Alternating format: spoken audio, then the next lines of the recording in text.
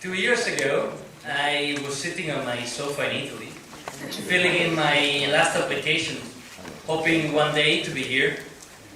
And today, I'm here, and I've got the privilege to speak to you with Maria as class president. I remember my first day here at IESE, and I remember how I walked through the gates, and I saw the fantastic building, and I remember how nervous and excited I was, as I am today, to overcome all the challenges of the first day of class. And now, after 18 months of challenges, we are here today, graduating. And it's a section of pleasure for us to be speaking to you. Thank you. We overcame a lot of challenges, but now we look outside this gate and we'll still see another challenge. There is probably not a single person here who's not thinking about the climate right now. Some of you are saying it was worth the wait to be here for this beautiful weather and picturesque view. However, there is those of you who cannot get your mind off the other climate, the very terrible economic one. Some of you are quite happy about the thought of never having to read a case again. Well, for those in section B, to pretend to read a case again.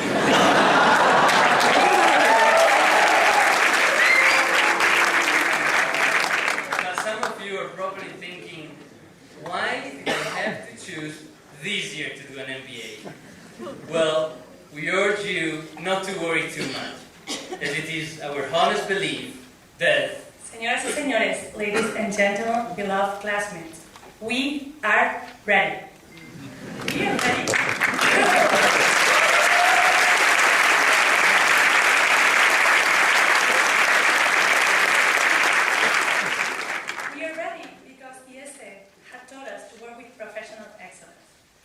Caring for the details to the very end. The importance of being humble, no matter how much learning we have achieved, or how to work in teams. Listening, contributing, and encouraging new ideas and ventures with optimism and a spirit of service. Or how to act and be entrepreneurs. No matter in whatever situation, with the purpose of making things better and solving problems when they arise. And we have learned so much more than any business school brochure that possibly conveyed to us 18 months ago. Of course, technical knowledge was the most visible, but we would be naive to think that we were the only business school with this material on our curriculum. And we have learned to work with 50 different nationalities, and we have seen stereotypes crumble at IESE. For instance, who could ever imagine that the Japanese would be happy to yell banzai at the top of the line?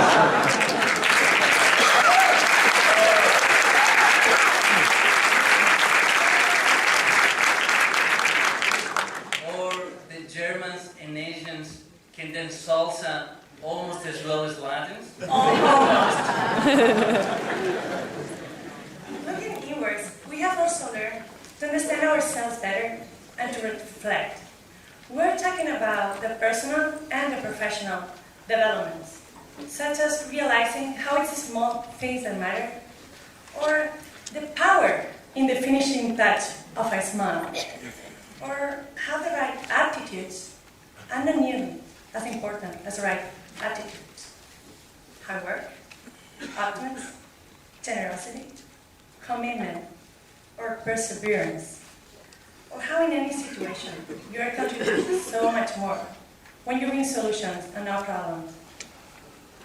And we learn how to bring out the best in people through encouragement and what seems like 77 different forms of motivation. But seriously though, in the words of one of our great professors, let us not forget, we will become whom ourselves decide to be, decision by decision by decision. No matter the current state of the economic climate or how impossible the task at hand may seem, it is upon us to prove ourselves while improving the world we are about to venture out into.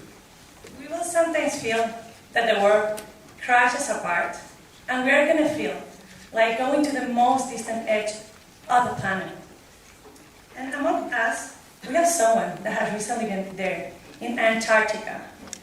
We have someone we are now going to hear from him. That has been and has gone to the most distant end of the planet, to the end of the earth. He's one of us. Please, Alan.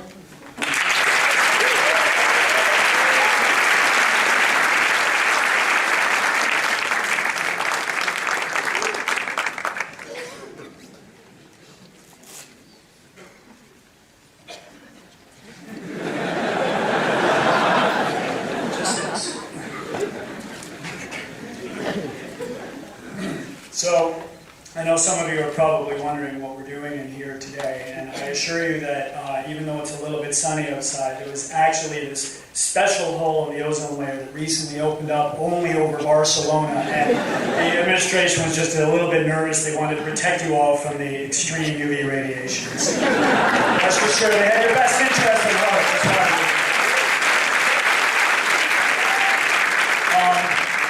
And given that it's not really quite sunny enough in here as it is outside, just before we came in here, I was asked to do a little something before the speech, which we have here, and we will resume, just a little something to kind of bring a little sunlight into the room. They asked me to tell a quick little funny story, and so, well, here we go. It's regarding the selection of the graduation class speaker and how it came to be that we were up here.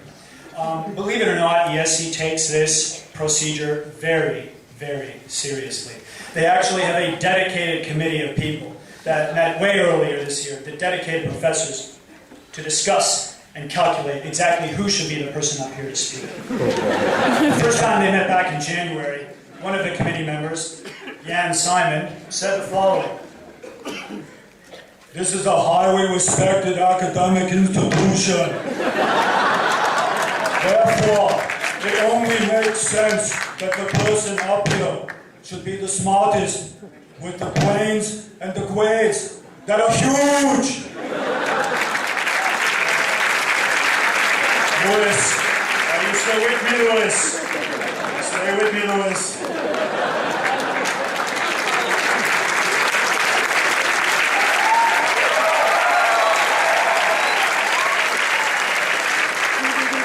So, they set out to find amongst us the smartest in the entire class. Manel Baucels actually ran a crystal ball analysis into which they factored GMAT scores, exam results, quizzes, everything.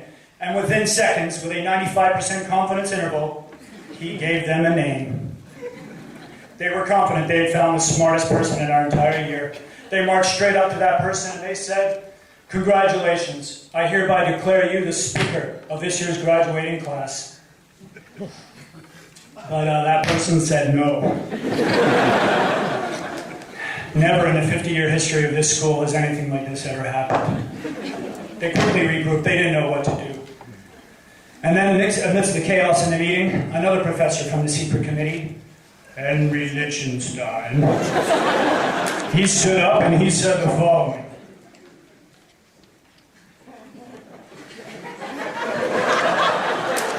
"Does not compute. If the speaker of this year's class cannot be the smartest, then for the first time in my entire life, I would like to laugh."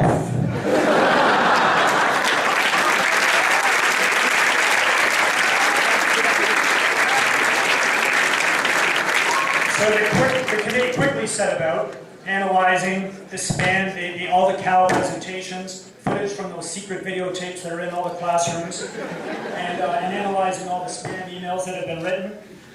They even checked the ones coming from Mac computers, believe it or not.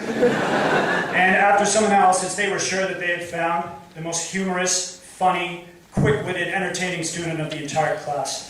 They walked up to this person, and a little bit shaky, they said, "Congratulations, you have been chosen to be the speaker on behalf of this year's class, so please represent them."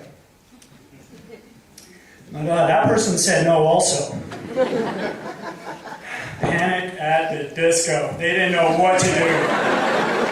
They regrouped and there was buzzing about. They didn't know what to do. They were talking and talking, and all of a sudden, one professor stood up.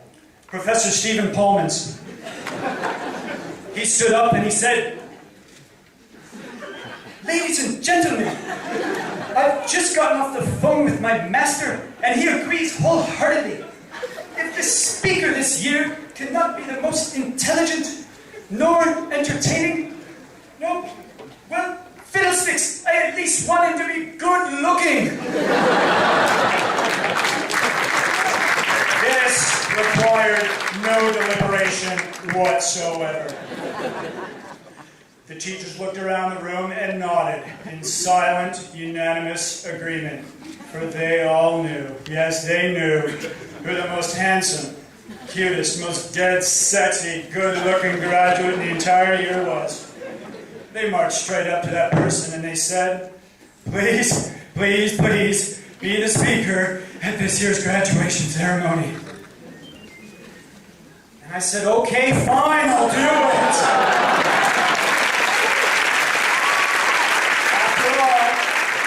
I was starting to feel a little bit guilty having turned him down twice already.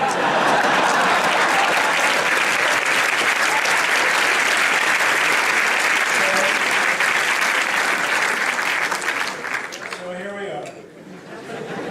Marco and Maria have just done a wonderful, wonderful job reviewing the past 18 months for us, and they've asked me to come up here and speak about what I think, we all think, is likely to come next. I personally believe that we will look back on 2008, 2009, and see it as the point in history in which the world's economic system drastically changed. To be graduating and starting our careers now means we are doing so in a period of fundamental transition, which makes what we are doing that much more important. We are taking a seat at the table not only as the deck is being reshuffled, but as new hands are being dealt.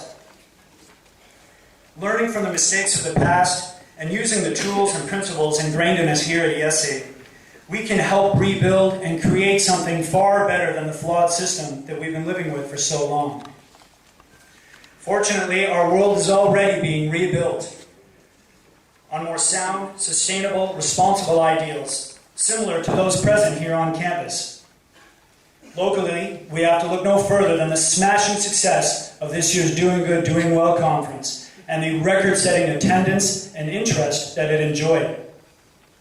On a more global level, people are saying that the two biggest problems facing business managers today, the recession and climate change, both examples of irresponsible business, can actually be solved together. This argument has been further advanced by Lord Stern, former chief economist of the World Bank, as well as by Ban Ki-moon, the current Secretary General of the United Nations, and many others. Barack Obama has said, "There is no better potential driver that pervades all aspects of our economy than a new energy economy." The public sector money will stimulate massive amounts of private sector investment, which will create jobs and set the direction to a low-carbon economy. This massive upscaling will lead to jobs, a fantastic number of jobs, which will be incredible, perfect for people like us. They'll be filled by people that exhibit the combination of soft and technical international business management skills that we all now have. However, much of the crisis is being blamed on MBAs. The very basis for the MBA education model is currently being attacked with frequency in the press. There's one Bloomberg columnist who actually believes that they should just do away completely with the MBA education model and shut down business schools altogether. However, the accusation that MBAs only think about shareholder value maximization is not valid here, as we have been taught a much broader stakeholder approach. IESE is a great school for the reason that it is one of the most humble ones. And this is shown most notably in our professors. Their passion, humility, values, and ethics have shown us that intelligence is not something you speak about, but something you demonstrate through actions. We have been lucky enough to be taught by people, many of whom are the best in their respective fields. Let us follow in their example, seeking that same professional excellence and building an atmosphere of trust wherever we go, similar to one we have been living with here in IESE. Contrary to the typical MBA school, unhealthy competition, the kind where people take advantage of their peers for short-term gain, in my experience has been mostly absent here at IESE. Of course, there's determined, competitive people among us, but that doesn't mean they never stop to lend a helping hand. I have vivid, respectful memories of certain individuals back in first year during the Christmas exams going from room to room to room on the weekends, patiently explaining concepts like puts and calls to those of us who maybe foolishly were scared into prioritizing eye contact over actual learning.